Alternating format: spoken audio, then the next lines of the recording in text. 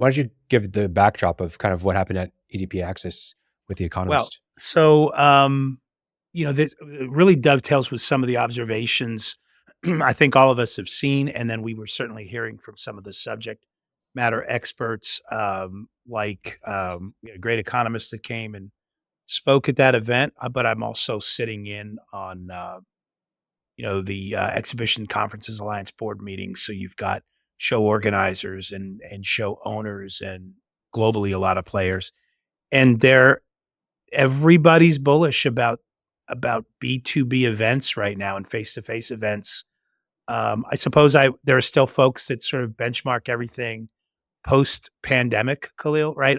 So in the spirit, so the comments are, "Oh, events are back in a big way, since pandemic."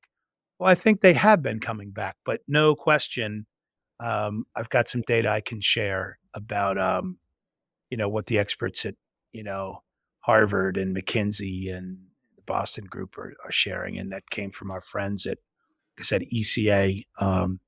My good friend Hervé, who runs Emerald, shared some stuff on a call this week. So happy to share that. So Yeah. I think the EDPA Access event was proof of what they're all talking about. I had people coming up to say the best event ever. I go to events all over the world, and this was a world class event. And I'm talking about the speakers and the world. Just love the Grand Hyatt in Indian Wells, California, out in the Palm Springs area.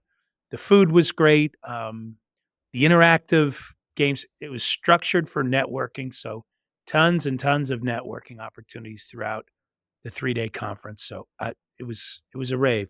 And I'm not just saying that because I'm the president, Khalil, of the association. No, it really was great. Yeah. Well, let's jump in. You already Okay. mentioned about the industry kind of outlook. Yeah. What was the feedback that we heard from The Economist? So, well, even before so sort of the macro view, um, in-person events, there's no question we're seeing CMOs and big brands back to spending more money there.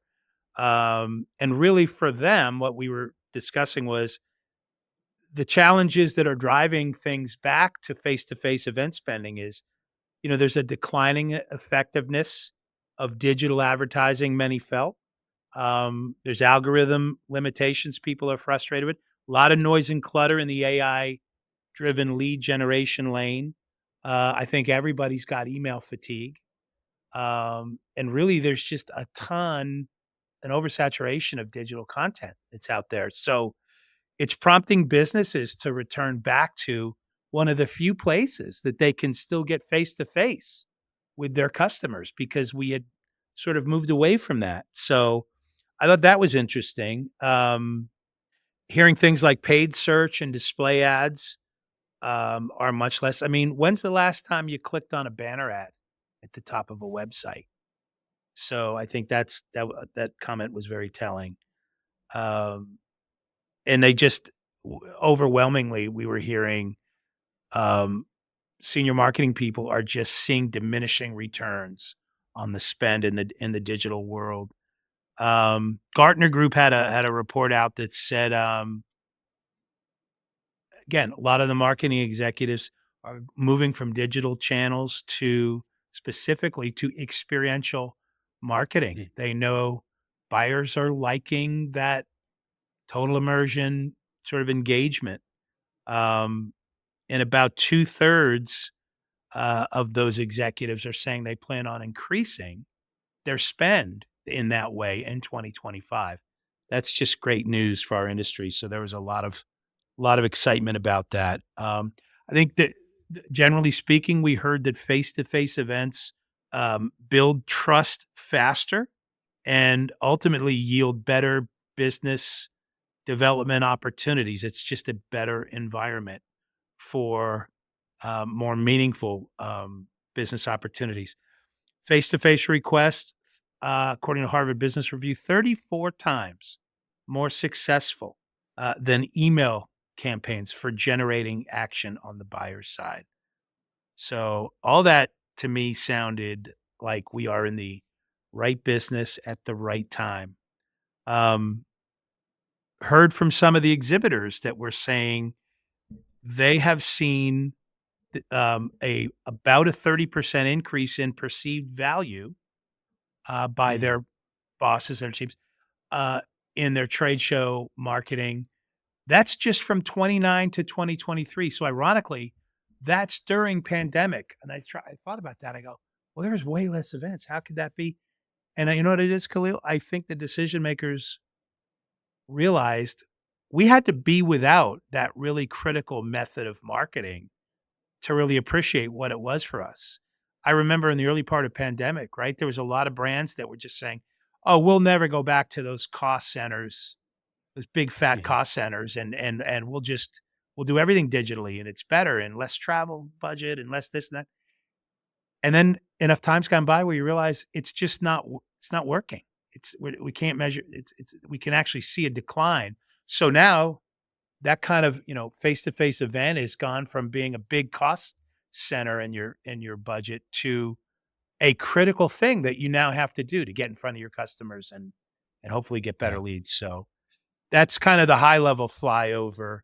Um, couple things I thought The Economist, which we had a great economist who great sense of humor, and I always appreciate that. And what do we used to say? An outgoing economist was someone who looked at your shoes while they talked to you rather than stared at their own, right? So this guy was really pretty funny. Um, but he came right out of the chute. He said, "Here's the great news. You you you guys in the trade show and business event space are going to have a great 2025 and a great 2026. The market is going to be robust for what you do." He said you're going to see in 2025 in particular, we can expect to see more growth, lower rates. He really had forecasted, Khalil, that the right around the middle of the year, June 2025, he think is going to be the sweet spot. It's going to be the low point for inflation and interest rates. So if you were going to be looking at making any investments as part of your strategy, um, early to mid 2025 would be the time to do that. So the internal conversation my leadership team there had is, investing in process improvements, efficiencies. But he said, start to lock in your cost cutting strategy for the second half of the year because as you get to 2026, he said you will see in particular Q2 to Q4 in 2026, there will be an inflation rise. So you're going to want any cost cutting strategies already in place. Mm. Um, his suggestion was, I think he said, if you don't have an intentional, your company doesn't have an intentional price increase strategy in 2025, that would be a mistake because you're going to want that in place when costs start going up and inflation shows its head again in 2026. There was an interesting conversation about debt, Khalil, that, the experts say debt should spike during an emergency. Um, the housing market collapsed, you're gonna see debt go up, whether it's be for your business or even your personal household. Pandemic, you're gonna see debt go up. He said the concern that's creating a longer term problem that's very real, he called it the 2030 problem, is we've been seeing debt rise these last few years without a crisis. And everybody listening, all the experience builders listeners I know are aware of, the rising national deficit. The thing is that's happening in almost every country right now. So the challenge is going to be when that pendulum swings back and the US is used to counting on all these other countries buying our debt to help keep things going. Well, many of those countries are now selling their own debt and they're not going to be buyers. That is that's where we're gonna run into a problem in 2030. Um, wasn't encouraged to hear that. He did say again, let's stick with 2025 for a minute. Second half of Yeah. 2025, demand is gonna be picking up. So, get ready for that.